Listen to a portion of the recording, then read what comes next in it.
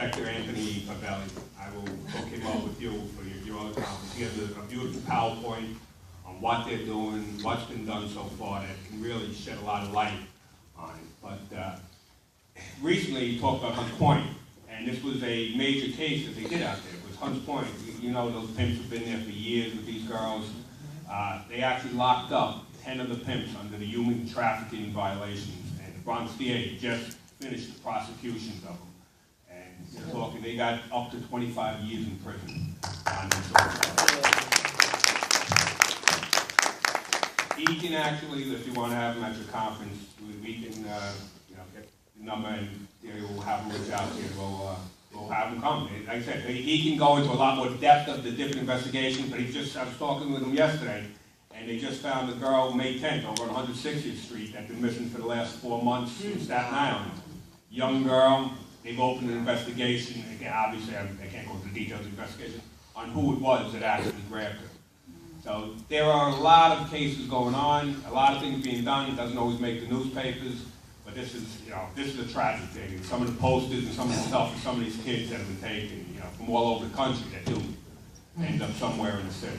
So he can go into depth on that. Okay, then we'll do that. I think a more effective relationship would be him becoming part of possibly the coalition. We have the DA office that's already involved, right, so that we can see what we can do to better lower the stakes. I would definitely agree. And as far as domestic violence, listen, this borough, of course, tons of domestic violence, and I've known DA Johnson for years. We go back to the 80s, but one thing that we really differ on is he is the only district attorney in the city that requires a victim of domestic violence to come into court to prosecute the case.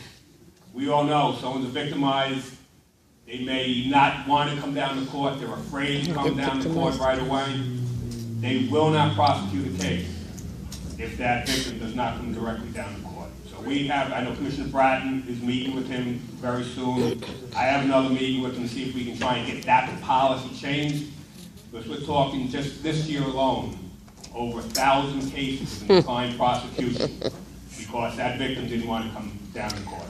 So that's something we have to work on, maybe as a coalition or even, and first time I mentioned this to you, just something that to speak at. This is not something that any other DA has done.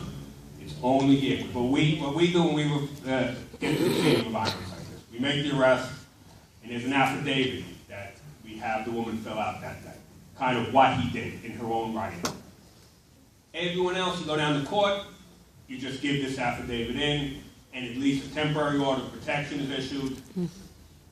And it gives some sort of punishment to the abuser, at least for the short term. Even if the victim does not want to move forward with the case at a later date, it gives some time. Maybe to get the victim into a domestic violence coordinator or something at the DA's office, instead of just dismissing it right off the bat. So this is something that we got to take a much closer look at.